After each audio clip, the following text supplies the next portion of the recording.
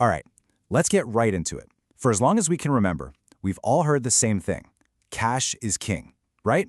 It's supposed to be the safest place to park your money. But today, we're going to challenge that idea because that belief might not just be a little off, it could be costing you a fortune. Think about it. We're all taught that having cash in the bank is the ultimate safety net. You look at your statement, the number is still there, and you feel secure. But we've got to ask ourselves, is that feeling of safety real? Because while the number of dollars you have might not change, what those dollars can actually buy is a totally different story. And this quote right here, this is the heart of the matter. That feeling of safety we get from cash, it's really just an illusion. There's an invisible thief at work, day in and day out, silently eating away at your savings. And that thief has a name: inflation. And this is where it gets really stark. Look at these numbers. Let's say you have $100,000 tucked away in cash. If inflation just chugs along at a pretty average 3% a year, in 10 years, that same pile of money can only buy what $74,000 buys today. You've lost more than a quarter of your wealth without spending a single dime. It just vanished. So if just holding on to cash is a losing game, where do you put your money? Well, the first big category of assets is all about owning pieces of things that actually create value. We're talking about owning the engines of growth. And you can do this in a few ways, right? You could own individual stocks, you could buy into a diversified index fund, or you could focus on stocks that pay you dividends. But you know what? The core idea is exactly the same. A great business can fight inflation. When its costs go up, it can raise its prices. Your cash can't do that. Plus, these businesses are designed to grow and become more valuable over time. This chart just lays it all out, plain and simple. Cash is passive. It just sits there, like an ice cube on a hot day, slowly melting away. Stocks, on the other hand, represent ownership and active businesses. They adapt, they grow, and historically, the S&P 500 has returned an average of around 10% a year. It's a completely different ballgame. Okay, let's move on to the second major category. This one is all about holding what is real, tangible, physical assets that have intrinsic value, things you can actually touch. This provides a whole different kind of security. So let's break down what we're looking at here. You've got TIPS. These are government bonds specifically designed to protect you from inflation. Then you have things like income-producing real estate or farmland. Not only can they go up in value, but they also pay you an income along the way. And finally, you've got precious metals like gold and silver. Think of these as your financial fire extinguisher.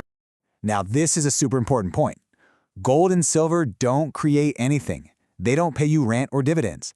Their job isn't to make you rich. It's to act as a small insurance policy, maybe 5 or 10% of your portfolio, for a true worst-case scenario. It's protection, not your main growth strategy. All right, this next idea. This might just be the most powerful one of all, and it's something people almost never think about as a financial asset. The single best thing you can invest in, with the absolute highest returns, is something you already have. I mean, Buffett himself tells the story of how a $100 public speaking course was one of the best investments he ever made. It probably made him millions over his career. When you invest in a new skill, you boost your earning power for the rest of your life. Inflation can't touch that. That's a return on investment that cash can't even dream of. So how do you actually do this? Well, you can invest in your skills and education. You can go even bigger and start your own business where you have total control and massive upside. And don't forget this last one, invest in your own health. Being healthy and energetic lets you keep earning, keep compounding, and actually enjoy your wealth for decades longer. So there you have it. That's the full playbook.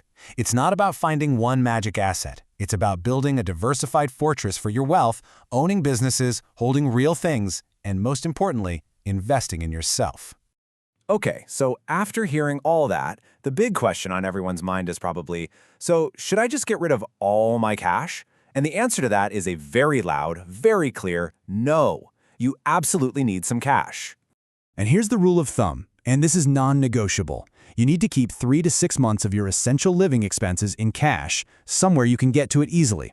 This isn't an investment. This is your emergency fund. This is for when life happens. This is what cash is perfect for. Now, any cash you have above that 3 to 6 month buffer, that's what we call excess cash, and that is the problem child.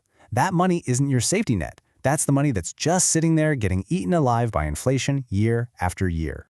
And that brings us to our final and maybe most important point.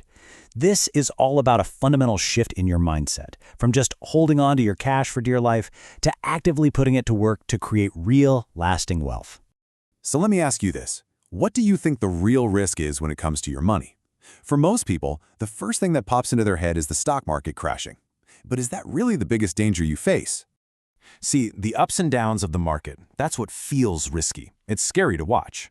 But the slow, silent, guaranteed loss of your purchasing power from holding cash, that's what is risky. One is a maybe, a temporary drop. The other is a certainty. It happens every single day you do nothing. Look, the hard truth is, the absolute best time to stop letting excess cash weigh you down was 10 years ago.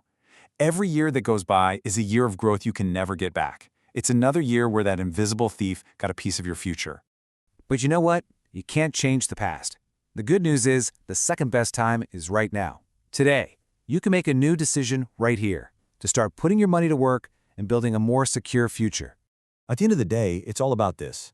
Stop thinking of cash as a safe place to hide and start seeing it as a tool to be deployed, a tool to buy real assets that grow and protect you over time. So I'll just leave you with this one question.